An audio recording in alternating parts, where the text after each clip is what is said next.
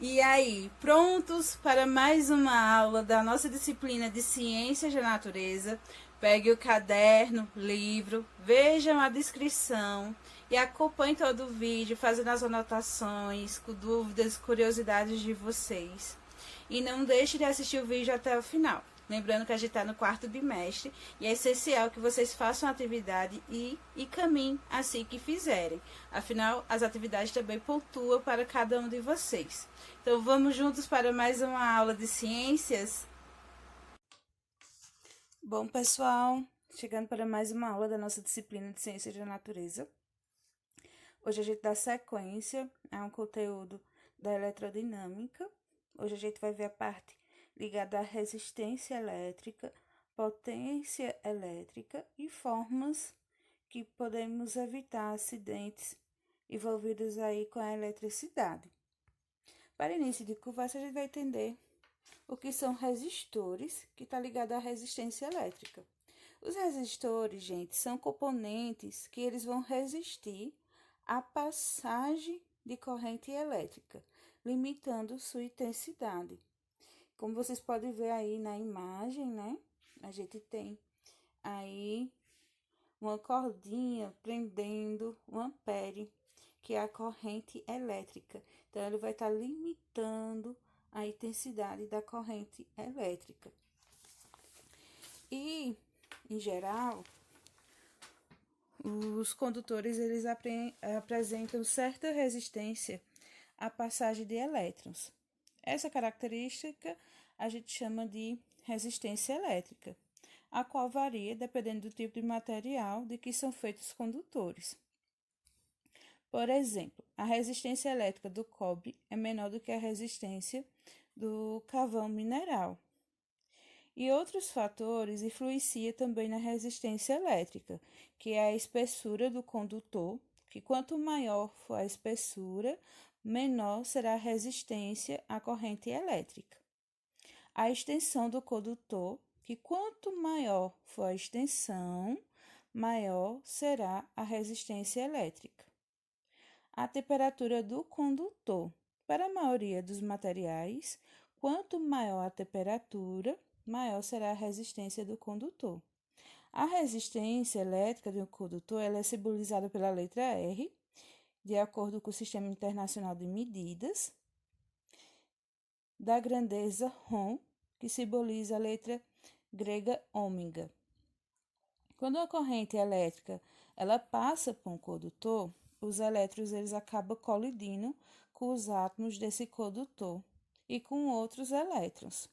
Isso vai acabar causando o aquecimento do condutor, ou seja, parte da energia elétrica ela vai ser transformada em energia térmica. E esse fenômeno é conhecido como efeito Joule. É o que acontece muitas vezes com uma churrasqueira elétrica, por exemplo. A parte da churrasqueira que vai ficar incandescente, que fica numa parte central, é conhecida conhecida como resistor e popularmente dita como resistência. Quando a corrente elétrica passa por esse dispositivo, ele acaba aquecendo e liberando uma quantidade de calor, aquecendo, no caso, o alimento que vai estar na churrasqueira. No entanto, nem sempre o efeito Joule é desejável, pois também pode haver um aumento da temperatura de um fio que resulta no aumento de sua resistência elétrica e o aumento da energia dissipada, ou seja, essa energia não vai ser aproveitada pelo aparelho. Além do mais, em muitos casos, o aquecimento dos condutores requer cuidados especiais, porque pode causar um mau funcionamento no equipamento ou danos a eles. A gente vai ter aqui a lei de Ohm, que essa lei foi criada por George Simon Ohm, que diz que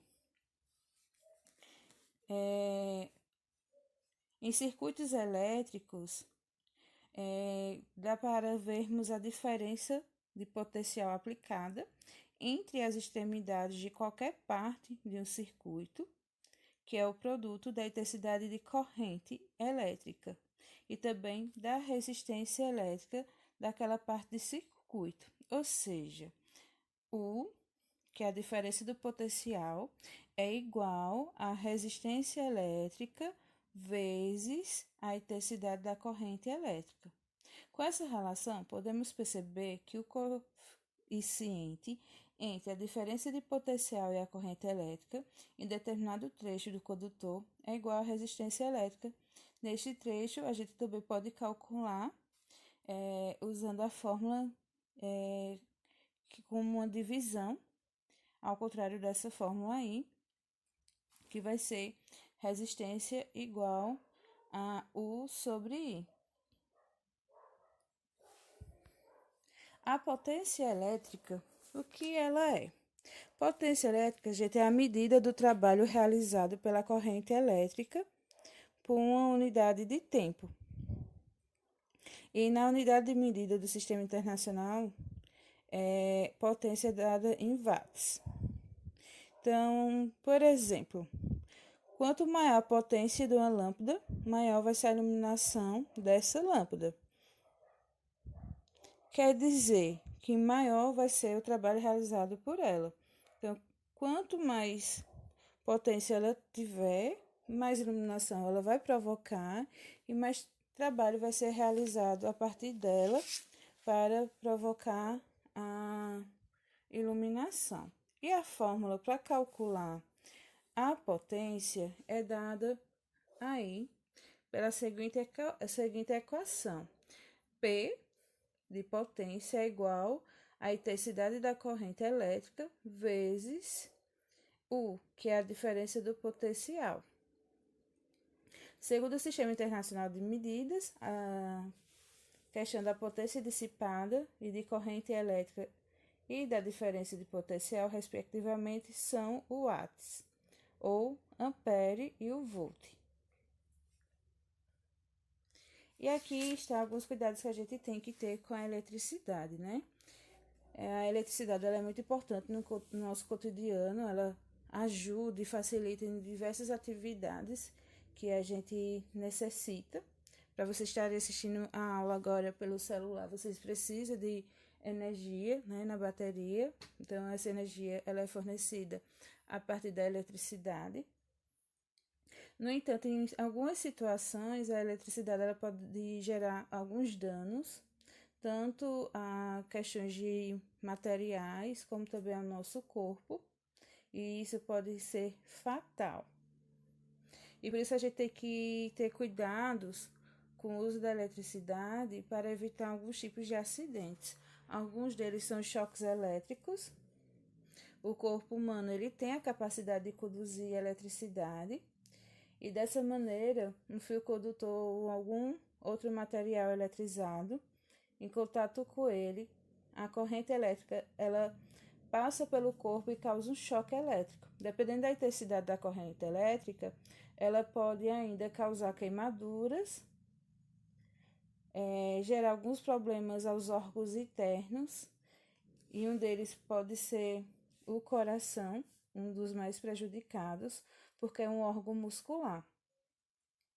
Ao passar por ele, a corrente elétrica pode causar sérias alterações nos batimentos cardíacos, causando até mesmo um infarto. Os curtos-circuitos. Geralmente as pessoas têm o costume de usar tomadas com T, né? A gente chama de T, assim como também tem as partes de extensões, o qual acaba acomodando todos os orifícios com tomadas e é muito prejudicial. Então, as instalações elétricas devem ser realizadas por pessoas especializadas e com materiais adequados para que o uso da energia elétrica ocorra de maneira segura. Por exemplo, quando uma instalação elétrica é feita com fios de espessura menor do que a indicada para a corrente elétrica a ser aplicada, pode haver o superaquecimento desses fios e com isso haver um derretimento do material isolante, provocando um curto-circuito e até mesmo incêndios. Outro problema comum que pode causar acidentes elétricos é o uso dos benjamins, conhecidos aí por T's, para conectar vários equipamentos em uma mesma tomada. Essa prática ela deve ser evitada, pois pode causar o superaquecimento nos fios que ligam a essa tomada à rede e causando aí alguns incêndios. Assim como também as emendas e fiações pode causar acidentes elétricos e elas devem ser evitadas no máximo, mas tem situações que elas acabam sendo inevitáveis e o eletricista precisa verificar se todas as emendas e partes capadas dos fios estão protegidas com fita isolante adequada. Então, a gente não pode estar usando, tipo, um durex, algum tipo de material em fios, mas sim uma fita isolante, porque ela vai ter uma ação aí de proteger as pessoas com relação aos choques elétricos. Assim como também a gente tem, por meio das instalações elétricas, o uso de fusíveis ou disjuntores que vão ter a mesma utilidade, a mesma função, que é de proteger os circuitos de sobrecargas. Então, quando a corrente elétrica ultrapassa determinados valores, os fusíveis e disjuntores abrem o circuito, cessando a corrente e evitando danos que podem causar incêndios. Então, gente, essa foi a nossa aula. Eu espero que vocês tenham gostado desse assunto. Anotem as possíveis dúvidas, as curiosidades, o que não ficou tão claro que vocês querem que eu explique com maior atenção, maior cuidado para vocês também. Faça a atividade proposta a partir do livro didático de vocês. E caso de dúvidas também, vocês podem me procurar quando não entender como resolver as questões, tá certo? Então, fique com Deus, eu tô com saudade de vocês.